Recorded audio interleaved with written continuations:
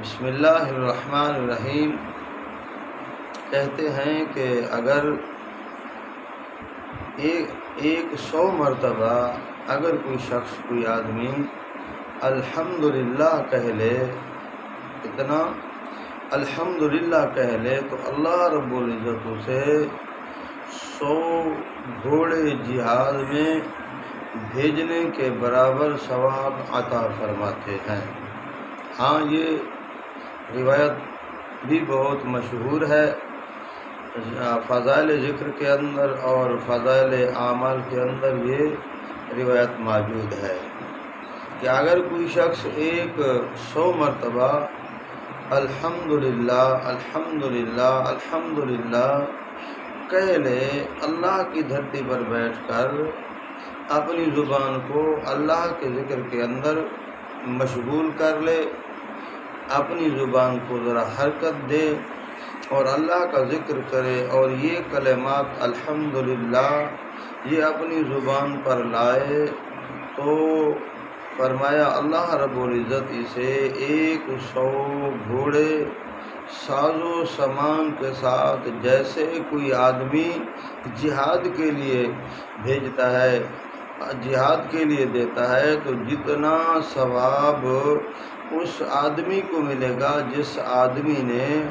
100 گھوڑا مع ساز و سامان، اس نے لدے ہوئے 100 گھوڑے اللہ کے راستے میں جہاد کے لیے بھیج دیے تھے، تو جتنا اس کو ثواب ملے گا، تو 100 مرتبہ اپنا الحمدللہ الحمدللہ کہنے پر اللہ 100 گھوڑے جہاد میں بھیجنے کے برابر اور اس کے اوپر سامان لدا ہوا ہو تو اللہ رب العزت اس شخص کو ثواب عطا فرماتے ہیں۔ تو آج آپ اس طرح اندازہ لگا لیں کہ اس زمانے میں گھوڑے ہوتے تھے تو اب گھوڑے وغیرہ نہیں ہیں، تو آپ یوں سمجھ لیں کہ آپ اندازہ کر لیں کہ آپ نے اگر 100 مرتبہ الحمدللہ الحمدللہ پڑھا ہے تو آپ یوں سمجھ لیں کہ اللہ کے راستے میں جیسے جہاد میں آپ 100 ٹینک جو ہے نا وہ ساز و سامان کے ساتھ بھرا ہوا آپ اللہ کے راستے میں خرچ کر رہے ہیں، بھیج رہے ہیں، جتنا 100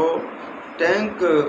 آپ جہاد کے لیے بھیجیں گے، اللہ کے راستے پہ خرچ کریں گے، ثواب ملے گا۔